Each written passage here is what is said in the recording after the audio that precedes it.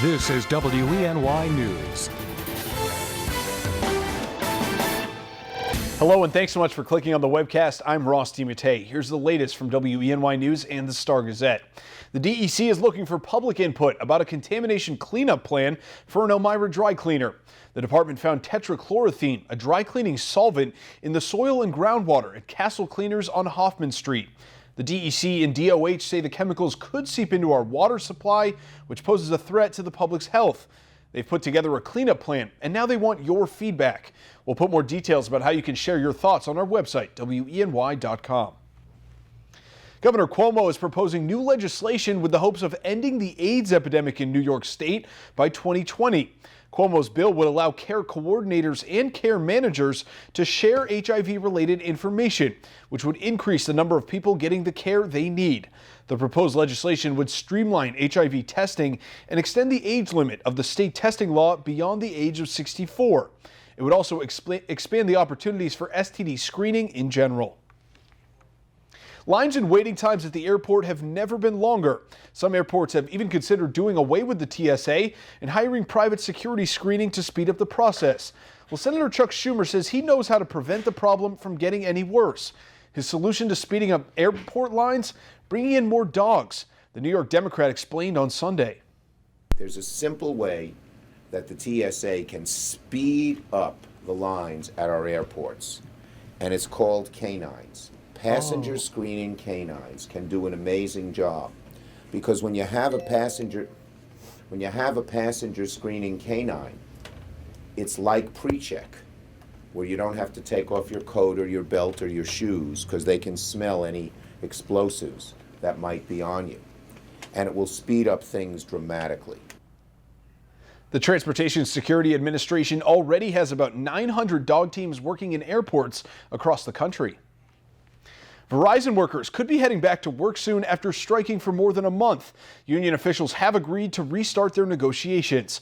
Verizon employees in 9 eastern states walked off the job back on April 13th, and they've been working without a contract since August. The U.S. Secretary of Labor, Thomas Perez, says both sides did meet this weekend, and they've agreed to go back to the bargaining table on Tuesday. So far, though, negotiations have been unsuccessful. And now here's Craig Flint with a look at today's forecast. A little better than yesterday, right, Craig? A little bit better than yesterday. I mean, we barely got to like 50. I think it was 51 yesterday for like 5 minutes. But the wind, man, that was the real clincher. And again today, it's still going to be a little on the gusty side, 15 to 25 miles an hour, with some gusts approaching 30, 35. Skies will be brighter. That is a difference from what we had on Sunday, right? Brighter skies. And 62, a little bit better. It's not 51.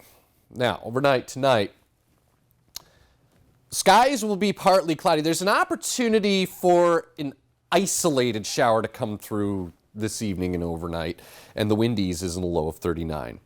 So, over the northern tier for you on this Monday, skies will be partly sunny. And temperatures do recover some into the low 60s. A high of 62 or 64 for Elmira, skies partly sunny. And over the Finger Lakes, breezy today. Ithaca to Watkins Glen, low 60s and partly sunny. Can you believe it is May 16th and we're talking snow over sections of northern New York State? You can see that activity right there. In the Adirondacks, Saranac Lake this morning was like 28 degrees with a wind and an inch to an inch and a half of snow on the ground. But as we look for us, our weather today will feature partly sunny skies, but again, still a gusty northwesterly wind, 62. There's going to be a front that comes through this evening, brings that isolated threat for a shower. Tuesday, that front will move south and kind of put the brakes on a little bit. So there's at least an opportunity for passing showers Tuesday, 64. And then Wednesday, a high of 64. Better though by Thursday, 68. Low 70s, I think, Friday. 72 on Saturday.